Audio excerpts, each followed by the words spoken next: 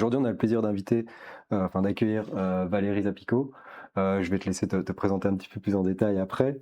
Euh, voilà, l'objectif, c'est vraiment aussi que vous puissiez vous approprier cette heure, de poser les différentes questions et surtout que vous puissiez savoir un petit peu qui fait quoi en Belgique dans le monde de l'intelligence artificielle, donc faire ce petit travail de clarification de l'écosystème, de vous permettre aussi de faire ce travail de mise à jour, de savoir ce qui se passe, les nouveautés dans le monde de l'IA, parce que c'est pas forcément évident, et puis de pouvoir vous inspirer en partageant des témoignages, des cas d'usage inspirants. Voilà, ça c'est vraiment l'objectif de cette heure de l'IA qu'on a mis en place au MIC. Pour ceux qui ne connaissent pas le MIC, rapidement, on est le facilitateur d'adoption des technologies émergentes et de l'intelligence artificielle en Belgique. On a cette mission depuis maintenant 15 ans qui est la même. On vous accompagne dans l'adoption des technologies émergentes. On remplit cette mission et on peut remplir cette mission grâce à nos partenaires qui sont les mêmes depuis le début, Microsoft, la région Wallonne, Digital Wallonia. Voilà, grosse introduction comme d'habitude. N'hésitez pas à poser toutes vos questions dans le chat, c'est fait pour ça, donc vraiment appropriez-vous ce moment un maximum, que ce soit des questions génériques sur l'IA, des questions pour Valérie, pour nous. Donc voilà, un max de questions, on prendra un petit temps à la fin pour y répondre en détail. Voilà, grosse introduction. Je suis comme d'habitude avec Antoine et Valérie. Je vais peut-être te laisser te présenter. Déjà, merci à toi d'être là avec nous aujourd'hui. Merci pour Voilà, je vais te m'accueillir. laisser te présenter. Super, mais moi je m'appelle Valérie Zapico et donc je dirige la société Valcuron. Valcuron, on développe des solutions Big Data et AI pour les entreprises depuis 2019. Ok, Voilà. 2019, ok, intéressant. Valérie, je vais te lancer direct avec, je ne sais pas si tu l'as vu, début de la semaine, je pense le baromètre de l'ADN est sorti sur l'usage de l'IA en Belgique et la maturité de l'IA en Belgique. Il y a deux chiffres, deux nombres qui sont assez intéressants. Le premier, c'est 44% des entreprises en Wallonie, corrige-moi si je me trompe sur le chiffre, mais voilà, des entreprises en Belgique qui utilisent l'intelligence artificielle. Et quand on s'attarde un petit peu sur les petites entreprises, donc moins de 10 employés, on tombe à 26%. Voilà, je trouve, en gros, la question qu'on peut se poser, c'est est-ce que l'IA c'est réservé aux grosses entreprises? Voilà, je voulais un peu avoir ton retour par rapport à ça. Ouais, je pense que l'IA, non, on n'est pas réservé aux grandes entreprises et j'ai envie de dire au contraire aussi. Je pense que même les très petites entreprises peuvent en bénéficier et peuvent voir qu'il peut y avoir vite une transformation chez eux.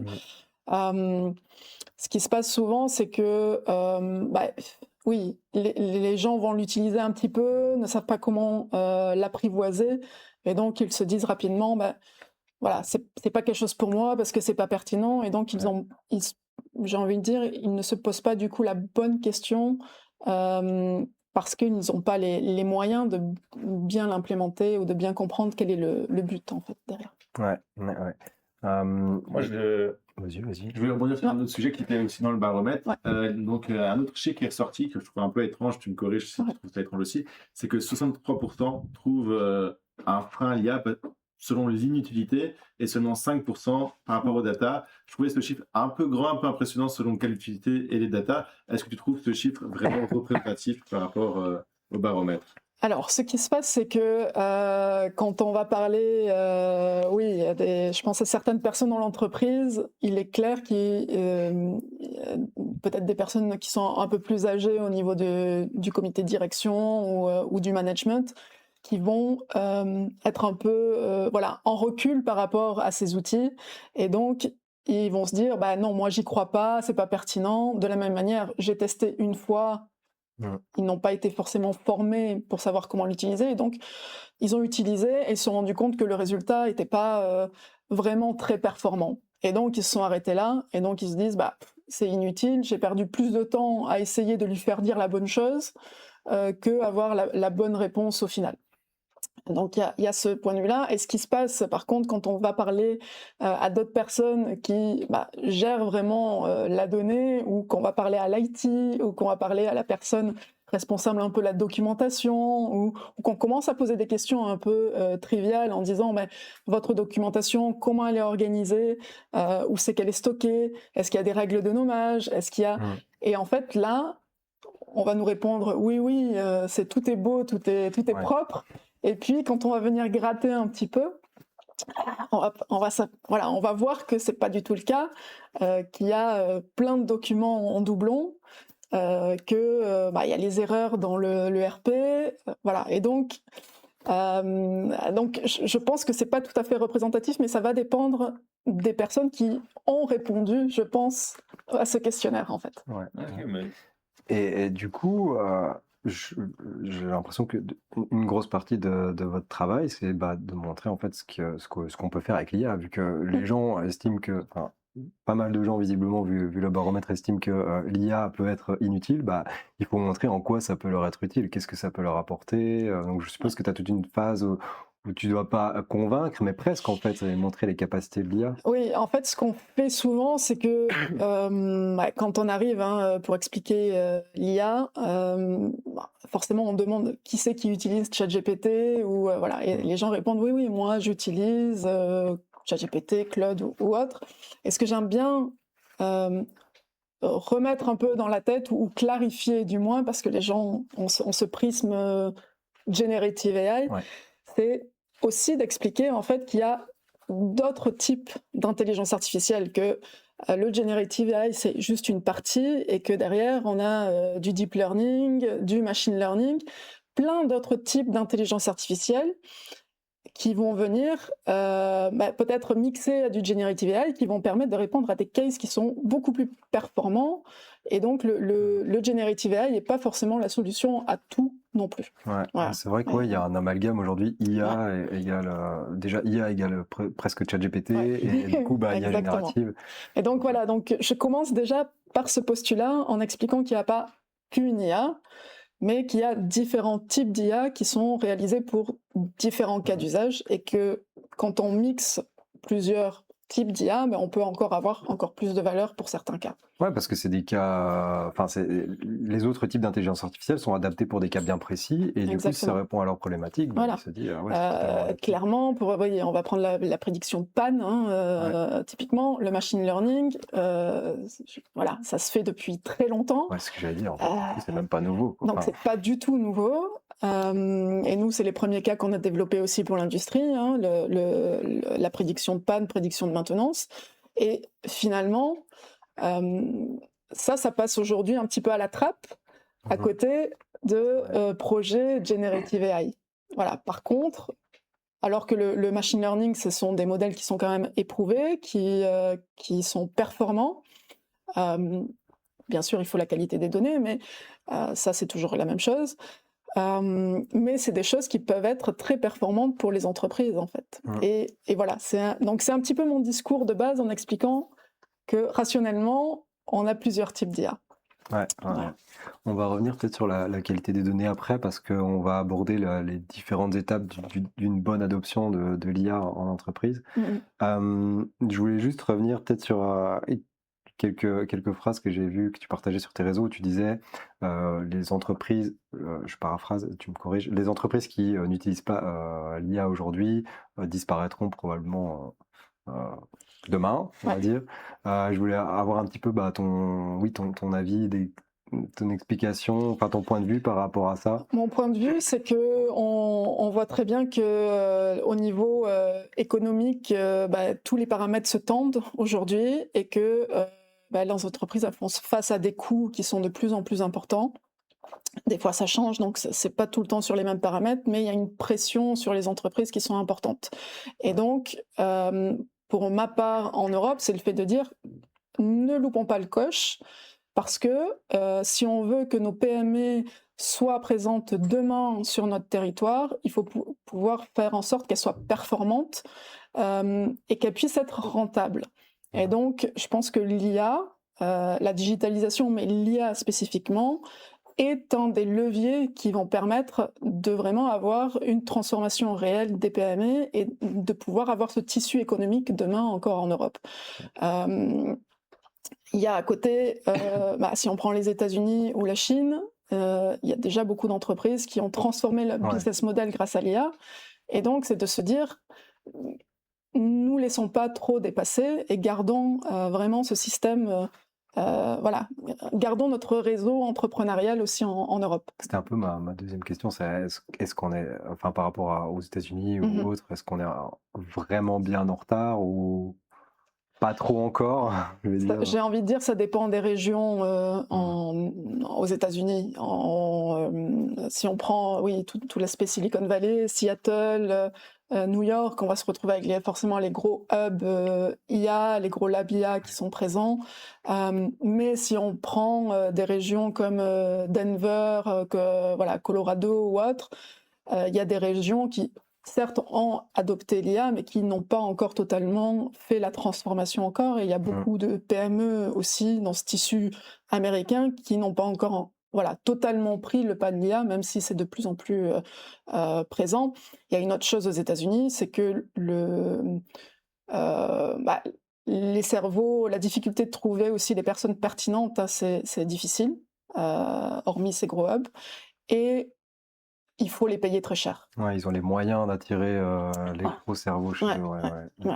Nous, on a du mal un petit peu à les garder chez nous, justement. Oui. Alors qu'il y en a. Hein, alors il y en a, et c'est la plupart des nôtres qui s'en vont, malheureusement, qui reviennent un petit peu, mais voilà, c'est compliqué. Oui, c'est vrai que ça joue beaucoup. Ok, comme je disais, on va essayer de voir un petit peu c'est quoi quelles sont les différentes étapes d'une bonne adoption, ce qu'on fait en amont, ce qu'on fait pendant et aussi la phase après.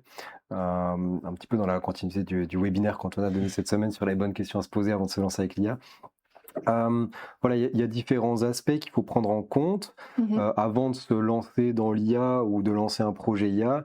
Voilà, je voulais voir un petit peu avec toi quels sont ces aspects. On a déjà parlé de la data, enfin des données, qu'il faut faire un travail sur ces données-là. Est-ce que tu en as d'autres? Comment est-ce qu'on se lance? C'est quoi les premières questions en fait Donc, en fait, je pense que c'est important, quoi qu'il arrive, de se faire accompagner, parce que c'est pas souvent dans une entreprise, les gens vont dire ah oui, mais c'est ce cas d'usage-là, moi je sais là où ça peut être vraiment performant, etc. Je pense que ceux qui sont à l'intérieur de l'entreprise peuvent avoir aussi une vue biaisée des fois, justement par rapport aussi à cette qualité de données, en disant c'est bon, on a les données, mais c'est pas si simple que ça en fin de compte.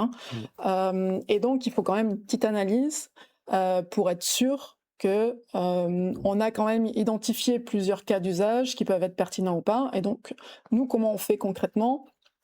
On propose ce qu'on appelle un strategic AI assessment, où on va venir faire travailler les gens de manière un peu en intelligence collective.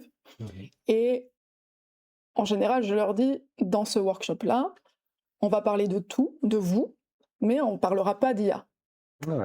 Alors, ça les surprend un peu, parce que autour de table, les gens, alors je questionne, qu'est-ce que vous attendez de ce workshop? Ah, j'ai hâte de savoir ce qu'on va faire. Alors, clairement, je leur dis, aujourd'hui, on ne va pas parler d'IA.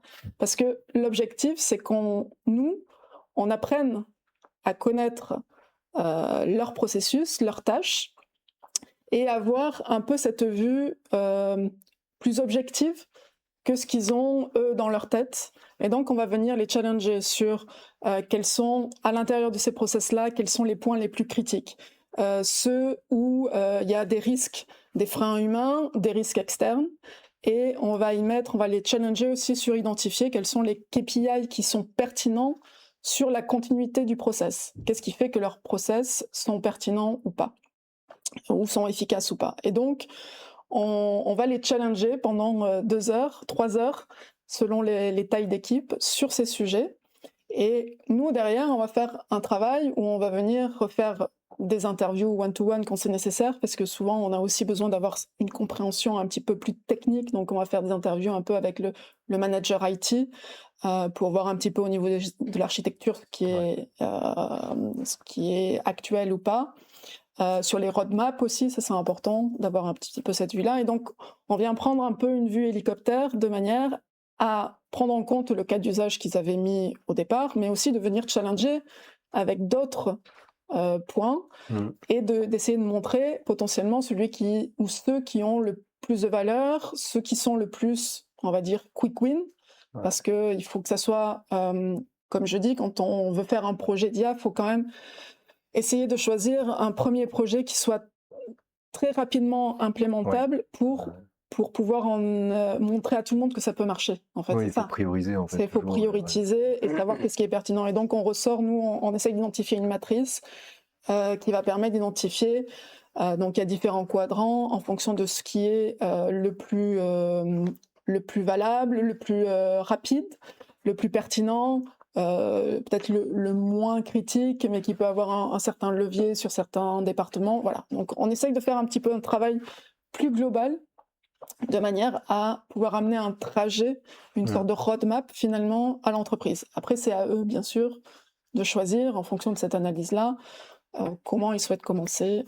Mais au moins, on leur a donné une trace un petit peu plus claire que ce qu'ils avaient au départ. Ah, et puis vous partez du coup de leur première idée, leur première cas d'usage qui leur venait en tête, et du coup vous leur proposez potentiellement d'autres en fait. Et parfois la direction qui est prise elle est totalement différente de ce qu'ils avaient de base. Bien sûr. Oui, c'est super intéressant. Et là, tu vois, cette roadmap que vous pouvez proposer, ça dure combien de temps en fait je vais pas te demander combien de temps dure une adoption, mais presque, tu vois, on n'est pas sur 1 heure, mais c'est quand même un travail sur du long terme, c'est de l'accompagnement sur du long terme. Et ça, parfois, j'ai l'impression que c'est assez compliqué qu'il y ait peut-être une désillusion par rapport aux premières attentes. Oui, ce qui se passe, c'est que en fait, les gens pensent que après une première formation ou après un premier projet, c'est bon, ils ont implémenté l'IA, ça va, ça se passe bien, et donc tout roule. Dans la réalité, les gens qui ont reçu une formation, derrière, il faut pouvoir voir les applications. En fin de compte, c'est comme quand on prend des cours d'anglais et qu'on n'applique pas au quotidien l'anglais, il faut parfois un petit peu réadapter sur le vocabulaire, sur la conjugaison ou d'autres choses. Et donc, en fin de compte, là, c'est difficile d'expliquer aux gens que on peut avoir des étapes par la suite qui vont devoir être menées pour évaluer si les gens utilisent bien ou pas, et que ils en retirent le maximum de valeur, parce qu'il faut toujours être un peu guidé au fur et à mesure. C'est vrai que nous, au MIG, on fait des sessions d'accompagnement et de formation, mais la plupart du temps, les premières sessions qu'on va donner, si c'est des sessions one-shot, l'objectif, c'est pas de faire en sorte qu'ils adoptent l'IA, mais c'est de leur ouvrir le champ des possibles, de susciter un peu la frustration, de leur montrer l'IA est capable de faire ça. Mais si vous voulez arriver à tirer le meilleur parti de l'IA, c'est un parcours qui se fait sur c'est du long terme. Ouais, du long terme, quoi. C'est du long terme. C'est comme une transformation digitale. Ça se fait pas. C'est pas parce qu'on implémente un outil que tout le monde va l'adopter. L'IA, c'est un peu la même chose. Il faut accompagner tout ça. Et c'est pour ça aussi l'idée, c'est de vraiment pas tout faire en même temps et de décomposer. De commencer petit, mais en ayant ce petit kick qui va dire « Ah oui, c'est bon, j'ai pu démontrer à tout le monde qu'il y avait de la valeur », et donc de pouvoir transformer au fur et à mesure. Parce que à l'intérieur d'un projet, c'est aussi, on parlait de data quality, c'est aussi, il y a dans chaque projet une petite transformation au niveau de la gouvernance, data, IA, documentaire, qui doit être menée aussi. Et donc, si on fait cette gouvernance pour tout le monde en même temps, et qu'on présente juste la gouvernance, les gens, ils ont peur et ils s'en vont, clairement. Parce que c'est pas ce qu'il y a de plus sexy, de plus fun à réaliser. Et donc, nous, ce qu'on essaie vraiment de faire, c'est de dire, surtout aux PME, restons pragmatiques. Oui, on va faire de la gouvernance. Oui, on va faire de la gouvernance data, gouvernance documentaire, mais on va le faire par étapes et en fonction des projets qui vont être implémentés, de manière à en avoir petit à petit une valeur réelle de ce que vous avez touché. Oui, pour pas les perdre dès le début. Sinon, sinon on n'en finit pas. Il y a quelque chose que tu disais tout à l'heure qui est super intéressant, c'est le petit kick que tu donnes. C'est que c'est pas que un kick collectif, tu vois, c'est aussi un kick personnalisé pour chaque personne, dans le sens où c'est chaque personne, chaque membre d'une organisation, d'une entreprise doit voir ce que l'IA est capable de faire pour elle spécifiquement. Et du coup, tu disais que vous vous attardez sur ce travail personnalisé en fait pour tout le monde, et après le travail collectif à l'échelle d'une équipe. Bah, ça, c'est quand même intéressant de montrer vraiment pour chacun Oui, ce je qu'il y a. pense que nous, on décompose voilà, l'IA en termes de maturité selon différentes échelles. Et donc, on part effectivement de l'efficience de la personne en elle-même, l'efficacité de la personne solo. Et donc, ça, c'est vachement important pour comprendre au quotidien qu'est-ce qui peut être facilement automatisable, facilement utilisable avec les outils qu'on connaît aujourd'hui. Et il y a ce deuxième niveau derrière qui va venir renforcer l'efficacité au niveau d'une équipe, au niveau d'un ensemble, d'un process, qui peut toucher plusieurs équipes. Et ça, c'est vraiment la base sur laquelle on travaille aujourd'hui, c'est vraiment la transformation IA du core business en lui-même. Ce que j'explique, c'est que certains qui sont plus avancés, et ça c'est ce qu'on voit aux États-Unis plus, c'est que on a ensuite cette identification de nouveaux business models adjacents qui peuvent être possibles, et potentiellement derrière, mais ça va être plutôt pour voilà, des entreprises qui vont être totalement digitales, c'est vraiment la transformation d'un business model Ouais. quand ça peut l'être. Je prends souvent le cas des assurances, voilà, où il y a des cas comme ça qui sont totalement transformés. Eux, ils parlent de Frontier Firm chez eux, Voilà. là, et c'est vrai que les scénarios business, c'est l'étape avant, Ouais. cette étape avant. Voilà. Ouais. Peut-être, on a beaucoup parlé de Vas-y, temps, vas-y. mais aussi il y a une autre question qu'on se pose au début, c'est le budget. Est-ce qu'il y a beaucoup de gens qui sous-estiment le budget? Parce que ça ne résume pas à une seule licence ChatGPT ou autre. Est-ce que beaucoup de gens sous-estiment un petit peu le budget que peut représenter l'IA dans une entreprise? Disons que c'est pas forcément qu'ils sous-estiment, mais la réalité fait peut-être un petit peu mal, sachant qu'on peut payer une licence entreprise de 100 € ChatGPT et qu'à côté, une implémentation d'un projet IA complet, forcément, on va être entre 15 et 25K au minimum. Et donc, ça fait peur parce que ça reste des PME. Il faut être conscient de la valeur qui va être amenée. Et donc, c'est vrai que voilà, ça provoque quelques freins. Ça fait un peu peur de se dire, mais est-ce que j'investis sur la bonne chose en fin de compte, hein? Maintenant, si je reprends un peu l'aspect des années 2000, ok, il y avait un petit boom, mais Internet, tout le monde voulait être sur Internet.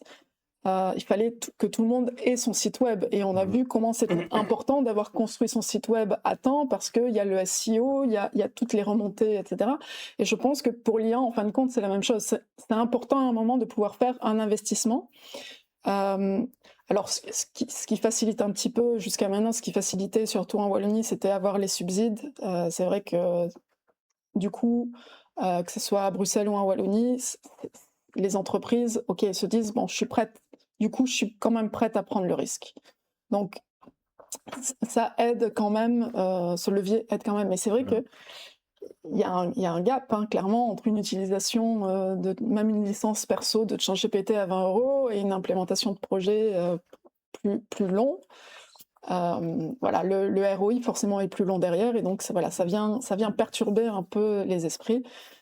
Mais voilà, c'est pour ça qu'il faut essayer d'identifier les bénéfices et le retour sur investissement aussi. C'est important. Est-ce que tu penses que, tu disais, est-ce que j'investis sur la bonne chose? Est-ce que tu penses que spécifiquement avec l'IA, le fait que, je veux dire, la techno est récente, oui et non, hein, ça existe depuis un moment, mais une grosse différence avec les autres technologies, c'est que ça va hyper vite, tu vois? Et que du coup, peut-être que les échelles de temps, elles sont totalement différentes. L'IA, tu peux voir vraiment, enfin, si on compare par rapport à, je sais pas moi, janvier 2025 et maintenant, il y a quand même une grosse évolution, des gros gaps. Peut-être que c'est ça aussi qui joue, ça évolue hyper vite et donc c'est compliqué de se dire. Une des questions que j'ai tout le temps, c'est oui, mais si j'implémente mon projet maintenant, demain, il sera plus viable en fait. Ce que j'explique souvent, c'est que on a déjà on n'a pas besoin du dernier algo à la mode ou du dernier modèle à la mode pour faire qu'un cas d'usage précis va être performant. Donc ça, c'est déjà un point, parce qu'il faut de toute manière réentraîner sur les données de l'entreprise. Ça, c'est pas normalement des données publiques, et il faut bien réentraîner sur le core business de l'entreprise, de manière sécurisée, etc. Et il y a un deuxième point dont j'ai loupé. Mais voilà, je pense que ça, c'est important à avoir en tête. Repose-moi ta question, s'il te plaît, parce que du coup, j'ai oublié. C'était J'ai eu un se petit- dire, un petit en truc. gros, est-ce que je mise sur le bon cheval avec Oui. l'IA, dans le sens où la techno évolue tellement vite Oui, que... c'est ça. Donc, le buzz qu'il y a autour Ouais. des différentes versions des modèles, des différents acteurs, voilà, un coup OpenAI, un coup Google, un coup voilà, qui sort son dernier algo à la mode, etc. Donc, il y a cet aspect, le dernier algo à la mode n'est pas forcément celui qui répond le mieux au cas d'usage Ouais. qui est défini. Et deuxièmement, comme j'ai dit, le machine learning, le deep learning existe, les réseaux de neurones existent depuis longtemps. Ouais. Et donc, ces modèles-là, ils sont éprouvés. Et donc, quand on les installe, c'est aussi pour du pérenne. Donc, bien sûr, comme pour une voiture, de temps en temps, il faut faire une révision. Mhm. Il y a des alertes de tableau de bord qu'il faut avoir de manière à surveiller que ça ne dérive pas. Mais ce sont des modèles qui sont déjà utilisés depuis très longtemps Ouais. et qui sont viables et sur lesquels on a une très bonne performance quand les données de base sont valides.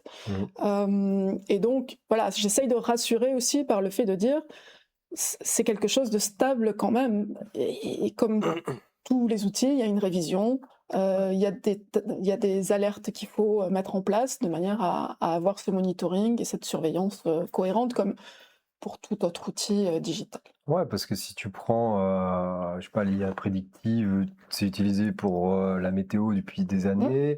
Il y a d'autres types d'intelligence artificielle, t'as pas que l'IA générative. Et même dans l'IA générative, utiliser le dernier modèle 5.1, bah forcément obligatoire. Et t'as d'autres modèles, je vais même pas dire, enfin si, plus anciens, plus datés, mais qui sont tout aussi efficaces, quoi. Tout à fait.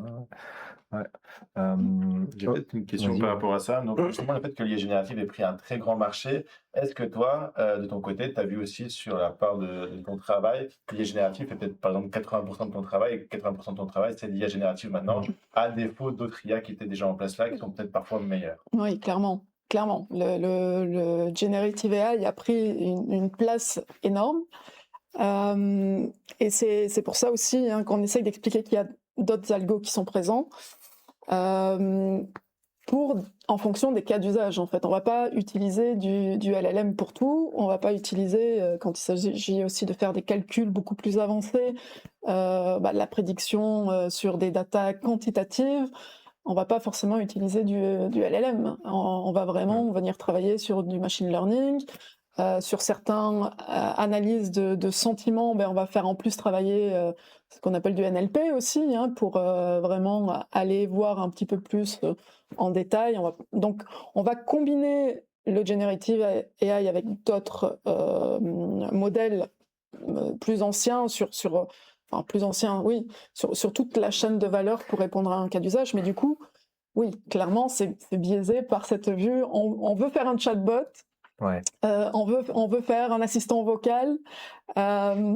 Et donc, j'ai envie de dire, c'est important de se dire, c'est pas forcément le premier truc qui va faire que l'entreprise va mieux performer ou va optimiser le mieux, quoi. Voilà. Ok, alors là on a pas mal discuté de se lancer, se poser les bonnes questions, le challenge que tu fais au niveau des équipes et personnaliser, identifier aussi les différents freins. Une fois que tout ça a été fait, t'entres peut-être plus dans la phase d'intégration de solutions d'IA, quelle qu'elle soit, IA générative ou autre. Comment ça se passe en fait? Parce qu'avant de parler du retour sur investissement, il y a le chiffre qui tournait souvent, c'était le chiffre du rapport du MIT avec les 95% de projets qui échouent. Enfin voilà, comment ça se passe vraiment cette phase où tu intègres un projet, tu te lances dans le projet et comment tu fais pour aussi ne pas tomber dans les 95% qui échouent, enfin tu vois. Alors, moi, je prends une part importante aussi de dire que les experts qu'on a chez Valcuren, ils sont experts dans leur domaine. Donc, data scientists, data engineers, ils savent ce qu'ils font, ils connaissent les algos, ils connaissent la chose. Et j'explique bien aux clients de dire que c'est vraiment un partenariat et c'est un binôme qu'on construit et que le data engineer, le data scientist, il ne va pas avoir quelque chose de performant à travailler s'il n'a pas la compréhension derrière et les retours. Et donc, Ça, c'est un des premiers points sur lesquels j'appuie aussi avec les entreprises avec qui on travaille, c'est d'être sûr qu'on a des gens disponibles pour toutes les questions et pour venir tester le plus tôt possible et répondre le plus tôt possible aux questions que se posent les data engineers et data scientists sur l'ensemble de la donnée, qu'elle soit quantitative ou qualitative, sous forme de texte, documentaire ou autre. Et ça, je pense que c'est quand même un des piliers importants. C'est les employés de l'entreprise qui connaissent le mieux leur process et ce qu'ils font. Donc, il n'y a pas de magie, on a vraiment besoin d'eux. Donc, la phase d'implémentation, elle passe aussi par une construction de binôme et une relation qui va se faire importante avec l'entreprise. Et puis, il y a cette phase de testing le plus tôt possible. C'est important qu'on puisse annuler le maximum de faux, si je peux dire, en allant le plus vite tester avec les personnes, même si au départ, on sait qu'on n'aura pas de bons résultats, mais ça permet d'avoir cette itération le plus rapidement possible et le plus tôt possible qui va permettre d'améliorer le résultat final. Comme ça, tu peux voir comment c'est utilisé aussi par les employés. Voilà. Okay, d'accord. Et ça, je pense que c'est un des points importants.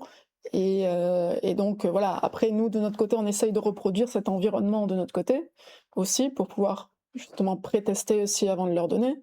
Donc, on a ces phases-là qui permettent de venir tester le plus tôt possible, à la fois avec le client, mais de notre côté aussi.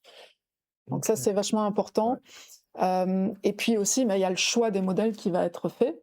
Et donc, là-dessus, c'est des benchmarks qu'on va venir aussi utiliser. On ne déploie pas nous-mêmes nos propres modèles, on utilise ce qu'il y a sur le marché. Je pense qu'ils sont assez bons et en perdant pas de temps, j'ai envie de dire, restons pragmatiques dans l'approche pour nos clients. Utilisons ce qui existe et ce qui est performant sur le marché, mais utilisons-les de manière intelligente, je peux dire. Donc on va venir tester. Donc on va faire plusieurs essais avec plusieurs algorithmes et voir ceux qui répondent le mieux. Et à partir du benchmark général sur lequel on aura choisi les algos à implémenter, on viendra rechallenger ce benchmark avec 2-3 algos qu'on aura sélectionnés pour être sûr que c'est ceux-là qui peuvent répondre le mieux. Et je t'avais dit que je te lancerais là-dessus, mais par rapport au marché et ces modèles, vous faites un petit peu je ne vais pas dire un focus, mais ni privilégié, mais vous êtes attentif quand même à ce qu'on fait chez nous en Europe par Bien rapport sûr. à d'autres solutions. Oui, je pense que c'est un sujet important. D'une part, principalement que l'entreprise ait la maîtrise de ses données et de ses processus. Donc ça, c'est entre guillemets, c'est la base. Donc que ça soit hosté sur des entrepôts de données des serveurs européens, du cloud qui se situe en Europe, c'est déjà la base. De ça, tu vois, de cette différence. Pourquoi en Europe spécifiquement, tu vois, enfin. Et non, je pense que après les gens se disent, mais de toute façon, qui va s'intéresser? Il y a certaines entreprises qui vont se dire, mais qui va s'intéresser à mes données? C'est pas le juge américain X, Y, Z qui va venir s'intéresser à mes données, donc je vois pas trop de risques. Voilà, donc c'est plus ou moins, mais j'ai envie de dire, plus que ça, il y a effectivement le type de modèle. Donc nous, on utilise principalement, on propose à nos clients d'utiliser des modèles open source. Pourquoi? C'est aussi pour limiter le coût à chaque fois de faire des appels trop souvent. Donc c'est des call API, on appelle, mais pour éviter que ça coûte trop cher aussi à la PME. On est conscient que on arrive à estimer le coût d'utilisation d'un OpenAI ou d'autres choses. Mais ça peut exploser et on ne maîtrise pas forcément ce qu'il y a derrière en termes de coût. Donc, pour nous, c'est expliquer aux clients, on peut l'utiliser de manière intelligente. Soit on utilise des algorithmes open source qui vont être installés et donc coûter un petit peu moins cher à l'exécution.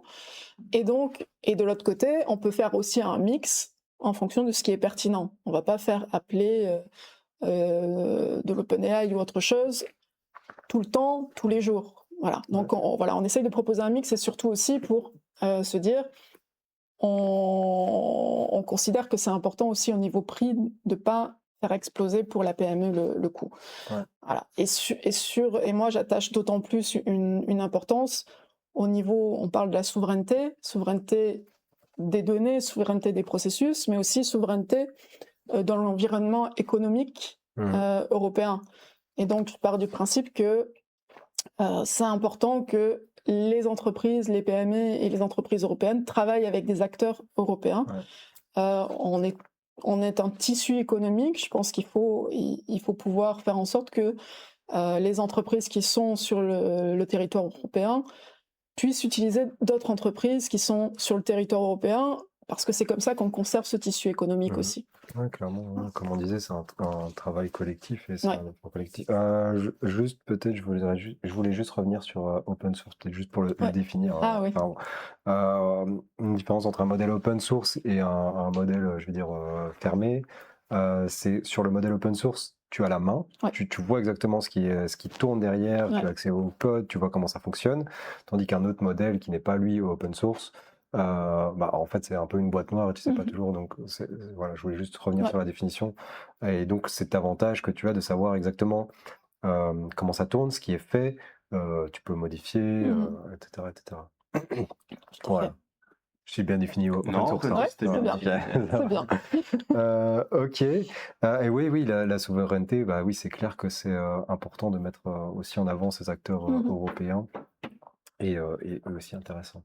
Peut-être j'avais une question par rapport à ça. Justement, on parlait de souveraineté. Est-ce que tu as pas mal d'entreprises qui viennent vers toi, justement, par le fait que ces employés utilisent un peu comme il y avait le Shadow IT, on a le Shadow AI, qui viennent utiliser le ChatGPT ou autre avec des données d'entreprise, et l'entreprise ne le sait pas forcément, ou bien sans doute, donc viennent vers toi en disant je souhaite mettre quelque chose en place, soit une charte IA ou quelque chose qui pourrait faire régner un petit peu l'ordre, si j'ose dire. Ça arrive aussi. Ça arrive aussi. Il faut pas se leurrer. Je pense que tout le monde, tous les employés aujourd'hui utilisent ces outils, GPT ou autre, plus ou moins, d'une manière plus ou moins cohérente. Et effectivement, la charte IA est un peu le moyen au management de dire, on met un peu les pendules à zéro, de se dire, voilà, on organise un petit peu ça intrinsèquement au sein de l'entreprise.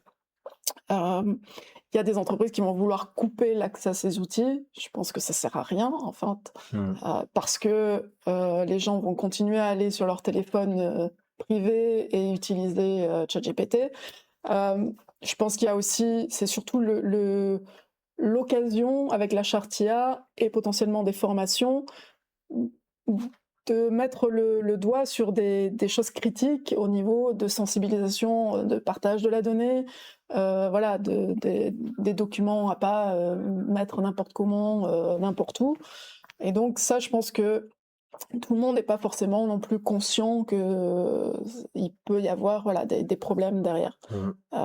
Et donc voilà, c'est sur ce type d'action qu'on intervient aussi pour accompagner, pour aider le management à pouvoir dire, voilà, maintenant, on sait que tout le monde fait du GPT ou autre, mais ayons conscience de savoir ce qui est possible ou pas dans la mesure des limites. Ce qui se passe aussi beaucoup, c'est qu'on voit dans de grandes entreprises, les grandes entreprises mettent leur propre chat GPT en interne. Même en dehors de Copilot, ils ont un chat GPT à côté. Mais en fait, ce qui se passe, c'est que comme ce chat-là est quand même très fermé, qu'est-ce que font les employés ? Ils continuent à utiliser à côté ces outils. Donc je pense que ça sert à rien à un moment de couper ou de limiter. Les gens iront. Mais je pense que ça passe par beaucoup de sensibilisation, par contre. Et de prévoir aussi une charte qui mentionne aussi, si jamais, aussi des sanctions nécessaires s'il y a des fuites, tout simplement. Oui, c'est l'occasion de mettre sur papier qu'est-ce qui est autorisé, qu'est-ce qui est interdit, qui a la responsabilité, etc. Non, effectivement, c'est une chose qui n'est pas obligatoire. On a vu avec les actes, c'est pas obligatoire, mais c'est fortement conseillé. Et c'est une chose que j'imagine que vous faites et que vous accompagnez un petit peu à mettre en place.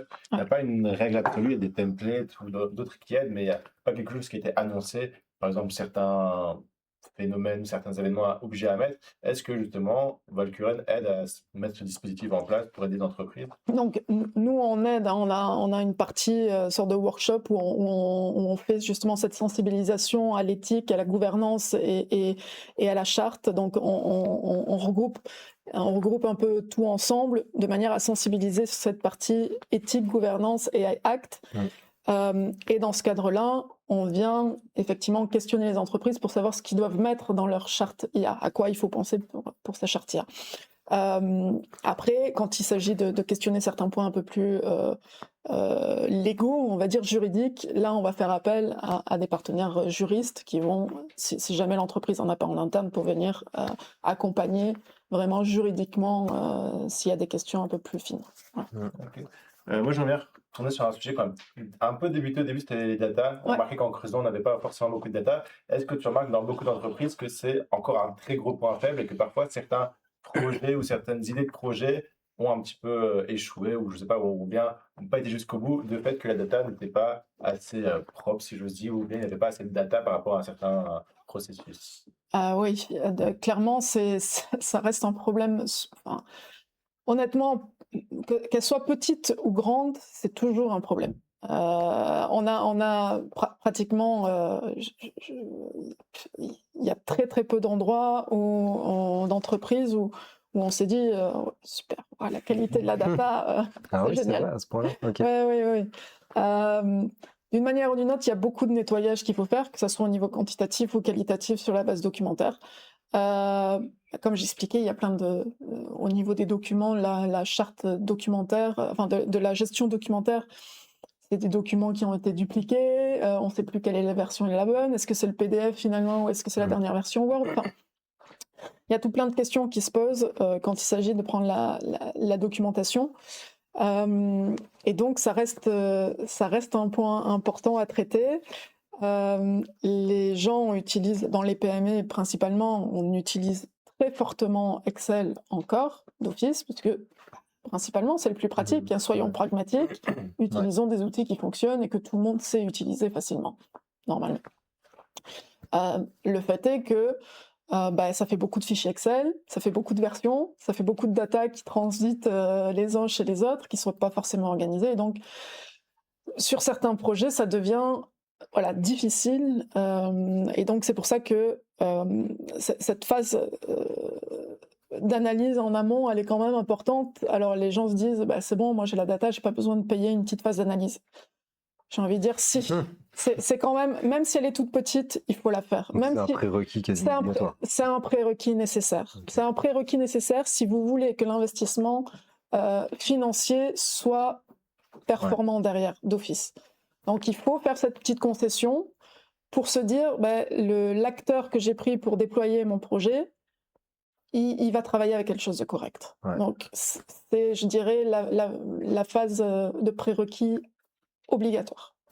Parce que c'est une grosse, un travail qui doit être fait, parce que ça représente aussi une grosse partie du gain que tu peux avoir avec l'IA, hein, c'est non négligeable. Voilà, je pense qu'on connaît tous le terme garbage in, garbage out, hein, et malheureusement l'IA amplifie, hein, clairement. Oui, c'est clair. Donc si on n'a pas des bonnes données à la base qu'on peut travailler de manière cohérente, au niveau de la documentation, au niveau de la qualité de la data quantitative, on tombe un peu là-dedans et on perd. En fait, ce qui va se passer, c'est qu'on va perdre beaucoup de temps.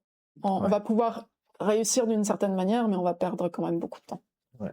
Est-ce qu'un des bons processus serait déjà de centraliser la data, ou ça n'a pas vraiment d'importance, le fait qu'elle soit un petit peu sur SharePoint, un petit peu sur Dropbox? Est-ce que le fait qu'elle soit dispersée pose un souci ou pas tellement? J'ai envie de dire aujourd'hui, je pars du principe que de toute façon la data est dispersée quoi qu'elle arrive, parce que tout le monde chacun va utiliser, ou chaque département ou chaque personne va utiliser l'outil qui fait le plus sens pour son job, entre guillemets, en day-to-day, ou pour son équipe en day-to-day. Donc, et puis, encore une fois, de façon pragmatique, les entreprises vont utiliser l'outil qui fait le plus sens pour eux, en termes d'utilisation. Donc, je pense que de toute façon, c'est une utopie de se dire on va tout centraliser à un endroit. Par contre, il y a certaines données qui sont importantes. On va pas centraliser l'ensemble des données, mais il y a certaines données qu'on va centraliser parce qu'elles sont clés, parce qu'une fois transformées, elles sont nécessaires et elles vont appuyer un socle pour différents projets. Et donc, je dirais pas ni oui ni non. il faut en fait, il faut un bon compromis. Il faut un juste milieu, et pas se dire oui, j'agrège tout, je centralise tout, et pas non plus je laisse tout disperser. Il y a un juste milieu, et c'est, je pense c'est pour ça qu'il faut y aller étape par étape et pas se dire on va tout faire d'un coup. Et donc c'est une maturité qui doit se construire aussi dans l'entreprise vis-à-vis de cette appartenance de la data et de la gestion documentaire. C'est un petit peu la question que j'avais. C'est un petit peu comme l'IA, le fait que la data, vous l'avez telle qu'elle au moment donné, à l'instant T. Il y a aussi un travail à faire par la suite parce que vous travaillez avec les data, mais il y aura les futures data qui vont arriver. Donc, elles doivent être aussi bien traitées. Est-ce qu'il y a cet accompagnement de comment travailler, comment bien mettre, si j'ose dire, dans un SharePoint ou autre, quelles sont les bonnes mises en place à avoir? Clairement, quand on commence, y a toujours cette petite phase de gouvernance qui va saupoudrer, si je veux dire, tout le long du projet d'Office. Et donc, effectivement, on va venir guider un petit peu les choses de manière à adapter la façon dont chacun traite sa donnée. Et surtout dire, en fait, c'est pas que la responsabilité de l'IT de gérer la data, pas du tout. C'est votre responsabilité à tous, à différents échelons, en fonction de différentes choses, mais c'est expliquer que vous êtes tous responsables de la donnée que vous mettez dans A, B ou C, en fin de compte. Voilà. Ok, je voudrais peut-être revenir un petit peu sur les phases. Une adoption réussie. On a parlé, même niveau 0, c'est les prérequis en termes de data. Ensuite, on est plus sur le cadrage, le travail que vous faites, où vous allez identifier les use cases pertinents. Où tu parles même encore avant, où tu parles même pas d'IA. Oui. Donc ça, c'est la première phase, je dirais. La deuxième phase, on parle un peu plus d'IA et on rentre peut-être dans l'intégration, là, des use cases prioritisés et pertinents. Ouais. La dernière étape, je schématise très fort, ou plutôt la dernière phase, c'est comment est-ce qu'on mesure que ça fonctionne bien, qu'est-ce qu'on mesure? Et donc là, je voulais un petit peu avoir ton avis sur, qu'est-ce qu'on mesure? Comment on mesure que l'IA, ça fonctionne, ou que peut-être pas l'adoption de nouveau, mais que l'intégration fonctionne? On mesure le temps gagné, l'augmentation de la productivité. Enfin, voilà, c'est un peu... Déjà, nous, on commence cette mesure au niveau de ces strategic AI assessment qu'on travaille avec justement l'équipe ou le département identifié. Et donc, comme j'ai dit, on questionne sur le temps passé sur les tâches ou le processus pour chacune des personnes aux membres de l'équipe, et on vient les challenger sur leur KPI. Qu'est-ce qui va permettre de mesurer l'efficacité du process? Savoir s'ils le font déjà avant. Ce sera plus facile derrière de démontrer si on a eu une amélioration ou pas. Et de l'autre côté, en amont aussi, je vais revenir un petit peu, mais en amont, il y a aussi un petit questionnaire, donc ça c'est très subjectif, mais il y a un questionnaire de maturité IA qui couvre différents aspects, que ce soit justement gouvernance, éthique, ou différentes choses, savoir quel est un peu le niveau de maturité de chaque personne de manière transverse, donc même si les gens peuvent pas répondre à tout. Et donc ça, c'est un peu l'aspect qui permet de mesurer de manière non factuelle, mais plus personnelle, si ça a évolué au fur et à mesure. Mais donc dans ce workshop stratégique, au moment où on va faire la roadmap, on va identifier deux aspects, l'aspect factuel, donc le retour sur investissement qu'on pourrait estimer en fonction du nombre d'heures passées et qu'est-ce qu'on a gagné. Ça reste une estimation. On n'a pas, les gens répondent approximativement, on n'est pas derrière eux en train de chronométrer, donc ça reste, mais c'est une des manières de factualiser un petit peu.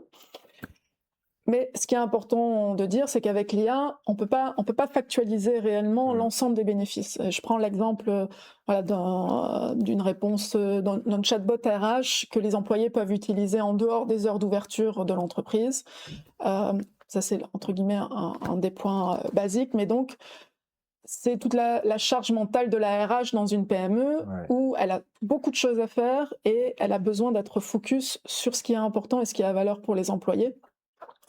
Et donc, c'est de libérer cette partie-là le plus possible. Et ça, c'est pas réellement factualisable en tant que tel. Et donc, c'est pour ça qu'on parle de ROI factuel au niveau quantitatif, monétaire, et d'aspects bénéfices qui sont un peu plus subjectifs, mais qui sont très importants à prendre en compte parce que ça va être exponentiel aussi au fur et à mesure.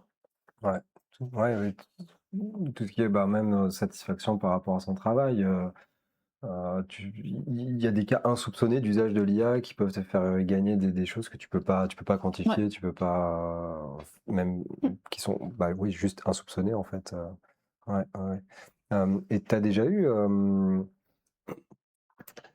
quand on regarde les chiffres, souvent qui sont annoncés en termes de gain de temps sur des tâches, je veux dire assez basiques, tu as parfois du 80% de temps gagné, 90% de temps gagné. Alors, c'est très très difficile de généraliser tout ça, mais est-ce que vraiment on est sur des chiffres qui sont quand même, je suppose que ça dépend aussi des tâches, qui sont de cet ordre-là, ou ils sont un petit peu à nuancer, c'est un petit peu plus minime, je suppose qu'il y a un peu de tout. Tu as déjà eu le cas où t'es plus du côté des 30% de temps gagné que des 80% de temps gagné, voire parfois des cas où tu as un impact qui est, je vais pas dire nul, mais minime, où on se dit, en fait, là, on n'a pas besoin d'utiliser l'IA, on va abandonner peut-être ce use case-là, parce il répond pas forcément à nos besoins, ou on s'attendait à plus. Oui, exactement. Je prends un exemple je crois, on a travaillé sur un case de génération de contrats automatiques, donc de contrats de travail automatiques, que ce soit un CDD, un CDI, autre ou job étudiant, etc. Et donc, c'est un des cases que les RH nous ont remonté en disant oui, on passe beaucoup de temps parce que selon les périodes, on passe beaucoup de temps à générer, à écrire des contrats de travail, s'assurer que la data de base est bonne et vérifier, faire signer derrière, etc., etc. Et courir pour la signature. Mais finalement, quand on a commencé à essayer de quantifier ce case-là, on a vu que c'était vraiment le gain était quand même assez minime par rapport à, et donc il était pertinent sur une très petite période de temps. Parce que leur activité était quand même cyclique et que il y avait beaucoup de contrats étudiants à faire un très petit moment de temps. Et donc celui-là, dans un premier temps, on a dit on fera pas. Clairement, ça vaut pas le coup d'investir là-dedans. Mais du coup, on s'est dit on va plutôt axer sur la qualité de la data en amont, de manière à éviter d'aller devoir revérifier 36 fois que c'est la bonne data. Donc on a essayé plutôt de travailler sur la qualité de la data en amont pour limiter le temps de je dois aller revérifier, etc. Typiquement dans le cas où tu n'as parfois juste pas besoin de l'IA, c'est bien, au moins on a encore travaillé nous. Donc, Avant de recevoir une question, je vois la régie qui montre 2 minutes et je vois aussi qu'il y a des questions. J'ai pas la question sous la main, on va répéter bien sûr pour que le micro entende bien, mais est-ce que on peut souligner la question? Quel est le coût moyen de l'IA pour une petite entreprise? Donc quel est le coût moyen de l'IA pour une petite entreprise? La fourchette. Nous, de notre côté, ça va dépendre des projets. Donc, on conseille d'avoir forcément une formation pour tout le monde. Ça, c'est important. Je pense que savoir utiliser ces outils de Generative AI pour toute l'entreprise avec la charte IA, ça, c'est important. Ça, c'est des formations qui sont qui peuvent commencer à environ à peu près 1 000 € la demi-journée, selon si c'est une formation générique ou spécialisée. Donc, on peut avoir un petit delta si c'est vraiment associé à vos tâches précises dans l'entreprise. Donc, ça, c'est vraiment pour la formation. Et donc, quand c'est en demi-journée ou en journée complète aussi, ça va dépendre. Et derrière, il y a l'implémentation. Donc, je dirais, il y a cette phase d'analyse. Et identifier les bons cas d'usage. Ça, c'est ce qu'on a vu, c'est ce qui est connu avec la région Wallonne, c'est le Start IA. C'est nous, là-dedans, qu'on intègre le Strategic AI Assessment. Et donc, selon si c'est un département ou un ensemble de départements, on va être entre 5 000 et 8 000 € pour pouvoir avoir cette roadmap avec cette analyse de ROI. Ensuite, on a le déploiement où on va être, clairement, il y a des projets qui peuvent être entre guillemets assez quick win, ça va dépendre, mais entre 10 et 15 cas. Voilà, j'ai envie de dire, après on peut monter selon la difficulté, le temps d'implémentation, etc. Il faut nuancer ça par le fait qu'il y a derrière des serveurs cloud aussi. Il y a la maintenance derrière un petit peu, donc c'est important de, voilà. Mais c'est important de mesurer chaque étape, voilà, et d'être sûr que voilà, on a les bonnes étapes, mais voilà, je dirais que c'est à peu près le coup de départ. J'en profite juste pour faire juste peut-être l'instant pub du coup, parce que pour la partie phase de formation, c'est typiquement ce que nous on propose au MIC, l'accompagnement personnalisé et la formation aux outils d'IA générative. Donc ça, il y a toutes les informations qui sont sur notre site concernant où vous nous contactez pour cette partie-là, pour vous renseigner sur les prix des formations spécialisées, etc., etc. Voilà, instant pub. Bien joué. Ok, Il n'y parfait. a plus de questions? De toute façon, s'il y a d'autres questions, Ok. on n'hésite pas à poser Ouais, des questions. même par après, que ce soit pour nous, pour Valérie, voilà, vous nous contactez. Nous, on peut mettre en contact avec Valérie s'il y a besoin après. Voilà. Je voulais te remercier, Valérie, c'était super Merci intéressant. beaucoup. Merci beaucoup C'était un d'être plaisir. venu. Écoutez, n'hésitez pas à nous envoyer un mail ou à venir nous envoyer un message sur LinkedIn si vous avez des questions. Voilà. Merci. Merci beaucoup. Merci.